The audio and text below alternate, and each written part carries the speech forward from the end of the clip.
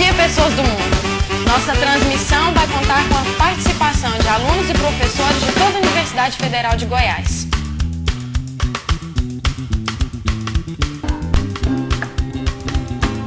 Olá! E agora vou vir às organizações internacionais. Uma coisa.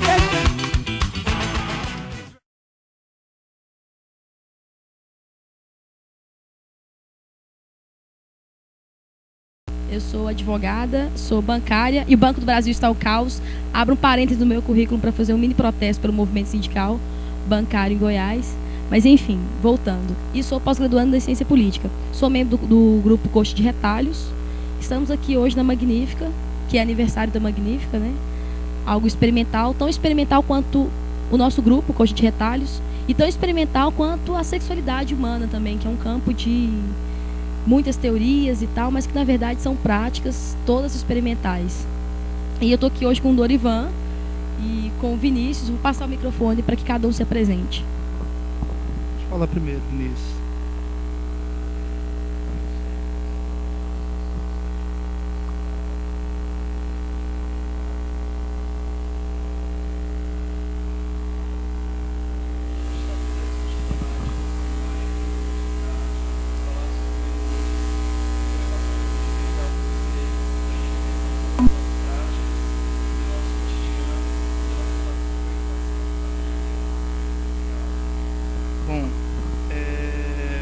Fazendo minhas palavras da Michele e do Vinícius, né? A gente está aqui para falar sobre heteronormatividade, contar de novo um pouco a história do Coxa, para quem não viu no último programa, contar sobre o Enudes, que é um encontro muito importante que vai acontecer aqui em Goiânia. Meu nome é Dorivan, eu subverti a ordem. Primeiro eu falei sobre, porque hoje a gente vai falar um pouco sobre teoria queer também, né? Que não dá para ser explicado a heteronormatividade fora da teoria queer, então a gente está botando a teoria queer em prática, que é subvertendo sempre a ordem. Primeiro apresentou a Michelle, depois o apresentador, que é o Vinícius, agora eu, Dorivan, faço Química aqui na UFG, sou militante do Coxa de Retalhos e sou da comissão organizadora local do Enudes aqui em Goiânia. Então vamos falar em significar as siglas, né, digamos assim. Enudes é o Encontro Nacional Universitário de Diversidade Sexual, que vai ser organizado pelo Coxa de Retalhos e vai acontecer em Goiânia, de 11 a 14 de outubro. É um encontro que propõe a discutir o tema academia e militância, ressignificando a prática da subversão. Acaba que o tema é um tanto quanto complexo e acaba que nós também estamos subvertendo até mesmo o tema. As bases da heteronormatividade, que é o nosso tema aqui hoje. Mas, antes do nosso debate, eu não poderia deixar de falar sobre o dia de ontem, foi 17 de maio, onde todo o movimento LGBT do mundo inteiro comemorou 17 anos a partir de 1990, que é o Dia Mundial de Combate à Homofobia. Por que 17 de maio de 1990? Foi nessa data que a OMS tirou do rol das doenças o homossexualismo, inclusive a partir do qual a gente tirou esse sufixo e começamos a praticar o termo homossexualidade, porque não seria mais doença. Então ontem aconteceram várias manifestações em todo o país, em todo o mundo, na verdade. Aqui em Goiânia também nós tivemos um ato na Praça dos Bandeirantes. E sempre é bom relembrar alguns números, dos quais a cada 3 dias morre um homossexual no Brasil, pela única condição dele ser gay, lésbica, transexual e etc.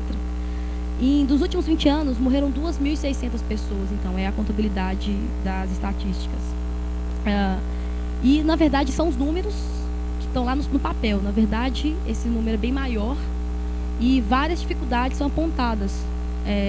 No caso, uma ausência de canais de comunicação especial para a pessoa ir lá e denunciar e falar que aquele crime foi por conta de homofobia, foi por conta de que o agressor é homofóbico e tal.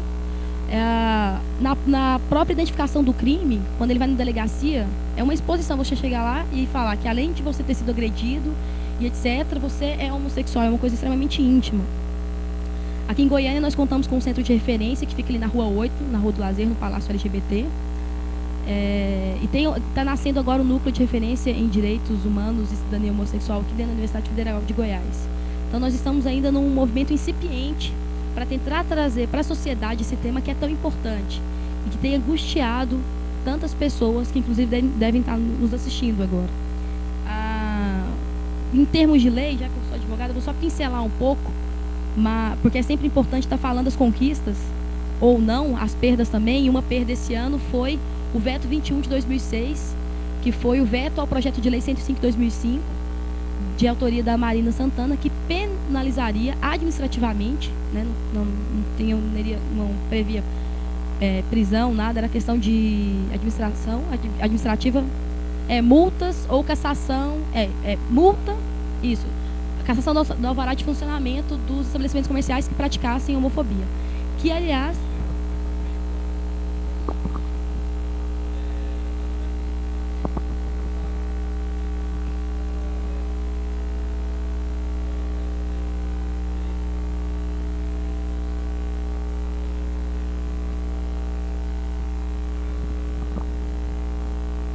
o que a gente observou na Câmara dos Vereadores foi um grande despreparo dos vereadores, que não tinham a discussão de sexualidade, de gênero, que muitos não conseguiam entender isso como categorias humanas, né?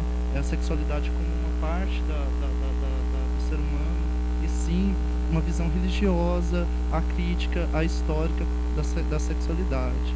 Então, fica aí a nossa grande crítica aos vereadores que não fazem questão de estudar coisas que são muito importantes, porque a opressão, a discriminação são categorias sociais muito importantes que precisam ser estudadas, que precisam ser revistas, e a gente fica pensando até quando que a educação não vai pautar esses temas, até quando a educação vai fazer vistas grossas a esses temas que são tão importantes. Passando para a Michelle aqui. A última ressalva que eu faço em relação ao projeto de lei da Marina, que foi vetado pelo prefeito Ulisses Rezende Machado, de uma forma totalmente autoritária, na nossa opinião, sem discussão nenhuma, foi totalmente antidemocrática a forma como ele realizou esse veto, é que logo no ano de 2007, já, no ano do veto, né, nós tivemos vários casos de violência e de casos de discriminação nos estabelecimentos comerciais em Goiânia. E a gente pode dizer aqui, a Eclipse, por exemplo, a boate aqui em Goiânia, que já está rolando processo, inclusive, 2 lésbicas foram agredidas, espancadas por 10 seguranças na porta da boate. Elas, aliás, estavam dentro da boate, aí eles carregaram as 2 para fora da boate e ali espancaram. E assim os casos de homofobia no Celsim, que foi homofobia mais racismo, a Fiction, que é campeã de casos de homofobia, discriminação, de agressão, está rolando mais um processo. E eu já vim aqui em primeira mão, já que nós estamos aqui no ar, trazer um furo, digamos assim, para a Magnífica, que na tarde de ontem, eu, Michelle Coutinho, estou lá no banco, no meu local de trabalho, resolvendo um problema do movimento sindical e recebo uma ligação no meu celular, quem se identificava, Cristiano Caramache, dono da Fiction, me ameaçando. Ele falando assim: você deve ser muito revoltada e mal amada, porque você não sabe com quem você está mexendo. Eu disse: não, eu não te conheço realmente, eu conheço todas as suas vítimas e o sangue que está rolando na Fiction. E a sociedade goiana, tranquila, achando que seus filhos estão na balada, estão se divertindo, quando na verdade eles estão apanhando. Nesses locais que, são os números que chegaram para o Coxa de Retalhos, né? Que a gente acaba sendo um grupo referência aqui em Goiânia e no Brasil. Graças a Deus estamos tendo um trabalho reconhecido nesses 2 últimos anos.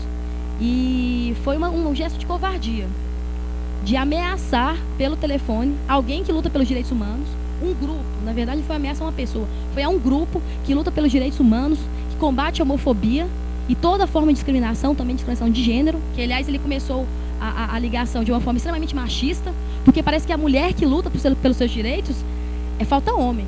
Se ela está revoltada, porque necessariamente ela é mal amada, como se o único problema da vida das mulheres fosse sexo. Então, além de machista, hipócrita, homofóbico, exatamente, a única coisa da vida da mulher é casamento.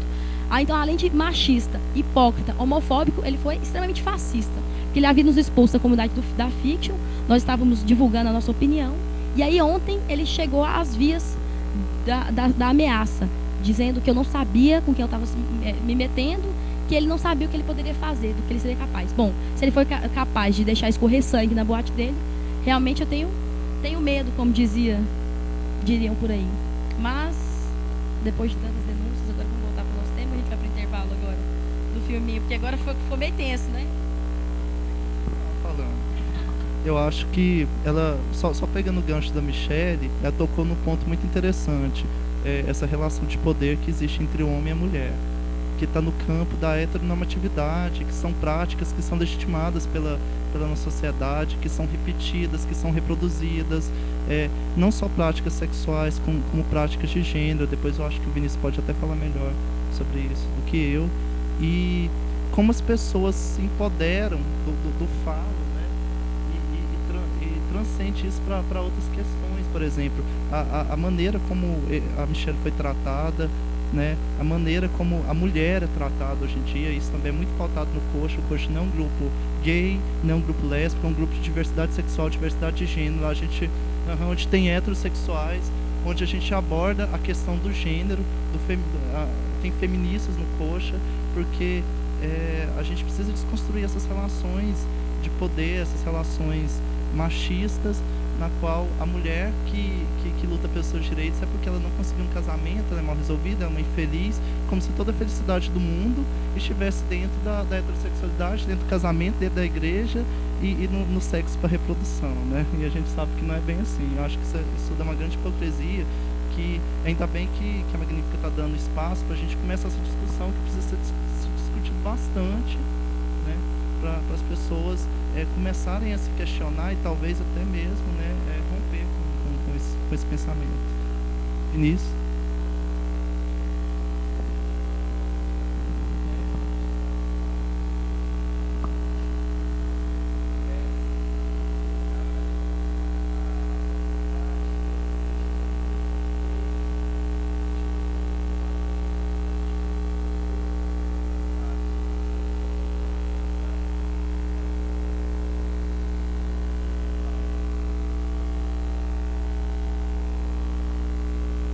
Wie is hier vandaag met zijn moeder?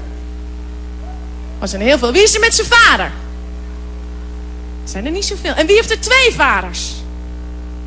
Ja, er zijn er een paar die dat hebben. Nou, Terrence heeft dat en die zingt er een te gek liedje over. 2 vaders.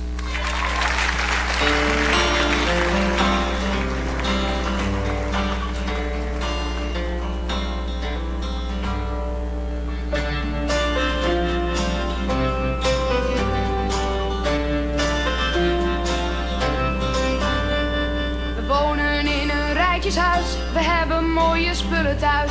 We leven heel normaal daar met z'n drietjes bij elkaar. Bas die werkt bij de krant en Diederik is laborant. Ik ben door hun geadopteerd als baby van een jaar. Nog altijd ben ik enig kind, maar niet dat ik dat erg vind. Zo krijg ik alle aandacht, alle liefde van die 2. Bas brengt mij altijd naar school, met Diederik speel ik viool. En met z'n drietjes kijken we de soaps op de tv. Ik heb 2 vaders, 2 echte vaders. Soms stoer en ook wel streng, maar we hebben het heel fijn. Ik heb 2 vaders, 2 echte vaders. Die als het moet ook allebei mijn moeder kunnen zijn. Wanneer ik naar mijn bed toe ga, kijkt Diederik mijn huiswerk na. En Bas die doet de wacht, of hij strijkt de schone was. En als ik ziek of koortsig ben, dan is er niemand die ik ken, die zo lief voor mij zal zijn als Diederik of Bas. Hij heeft 2 vaders, 2 echte vaders. Soms stoer en ook wel streng, maar we hebben het heel fijn. Hij heeft 2 vaders, 2 echte vaders. Die als het moet ook allebei mijn moeder kunnen zijn.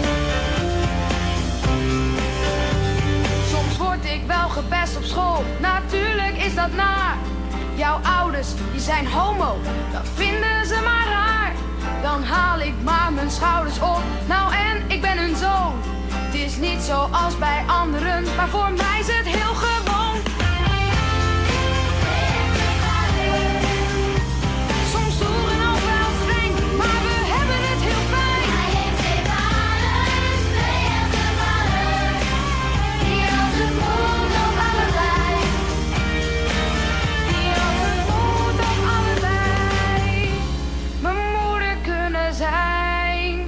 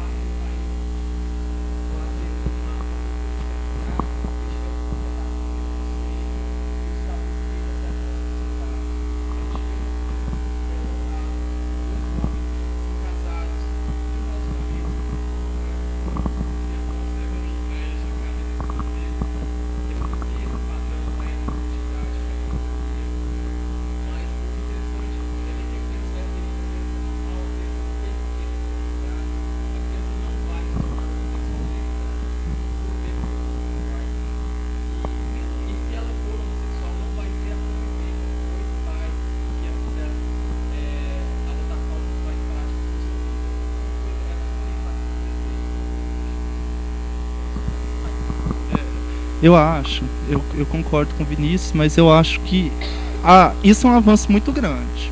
É um avanço muito grande, mas infelizmente, por questões culturais, me perdoe, Esteve, porque eu odeio quando eu utilizo essa expressão. Esteve é um membro do Coxa, mas... beijo, Esteve. Mas por questões culturais, a gente não consegue se desprender a esse modelo de família que é um modelo que está internalizado dentro da gente. O modelo binário, tem que ter ou 2 pais, ou 2 mães, ou uma mãe e um pai. Por que não uma família de amigos, como dizia o Foucault, uma rede de amigos? Por que não poderia? Exatamente. Então, é interessante como existem modelos que estão cristalizados e, por mais que o movimento heterossexual, homossexual, o movimento LGBT, que é um movimento ainda identitário em muitas partes do mundo, esclarece, Vinícius. Por mais que consiga avançar, ainda não consegue romper com tudo. E isso, às vezes, é um pouco criticado, né? Esse modelo de família que a gente acaba compactuando e reforçando, né? Não que isso não seja um avanço, eu acho que é o trabalho que a gente faz em cima de possibilidades. Hoje, o casamento gay, o casamento entre LGBTs, né? Vamos ampliar essas categorias, né? É um avanço muito grande. Não é, eu acho que o ideal, porque a gente ainda tem que repensar os modelos de família, mas já é a legitimação de né? Por mais que não seja ideal, já é um avanço muito grande, por isso que a gente luta por isso. E você quer falar um pouco, Michelle? Ainda retomando o vídeo um pouco, esse vídeo sempre me emociona, porque eu sou sobrinha de um rapaz, de um cara que eu amo muito pra caramba, que é meu tio e padrinho, e que é homossexual, e inclusive teve uma convivência de 20 anos já num casamento. E que pra mim foi uma das referências, é uma das 3 maiores referências da minha vida depois dos meus pais. Referência com valores sólidos, de honestidade, de caráter, de retidão, de comportamento.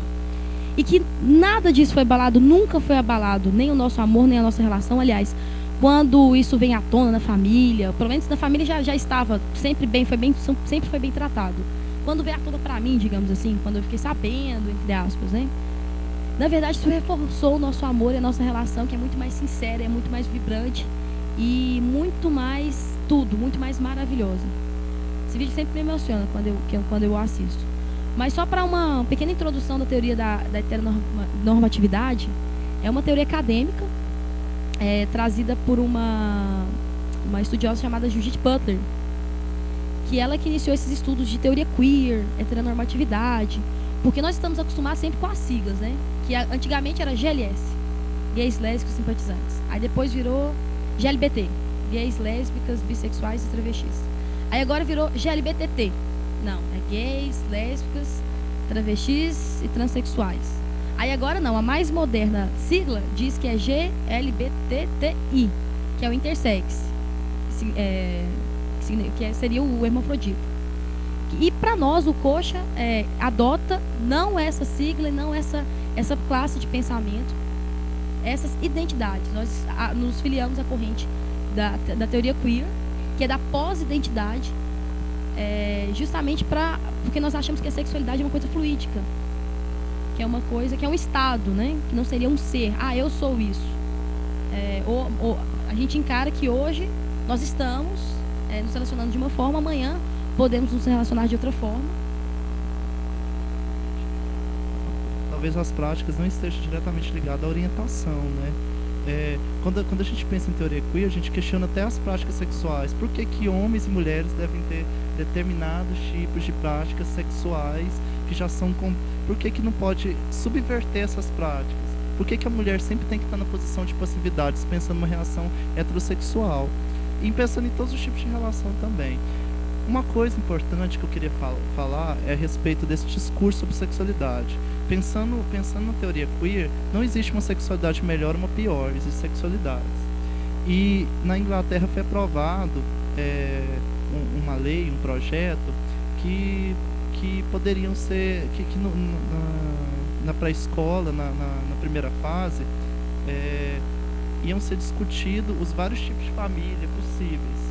Ou seja, em vez de discutir sempre essa família heterossexual, esse padrão de família, essa família binária, iam ser discutidos os outros tipos de família.